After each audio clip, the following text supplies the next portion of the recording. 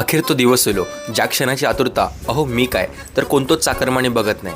म्हणजेच मुंबईच्या दिशेने परतीचा प्रवास. दिन बिक जाएगा माटी के मोल, जग में रह जाएंगे प्यारे तेरे बोल.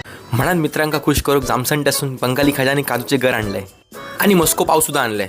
या सगळं सामान घेतलं आणि आम्ही निघालो आमच्या घरच्या दिशेने. तवसर आमचे चाकरमानी निघाले होते मुंबईत जाऊ. त्यांना निरोप दिला आणि आम्ही येऊन पोचलो तारा मुंबई खवळे गणपतीचं दर्शन घेऊ.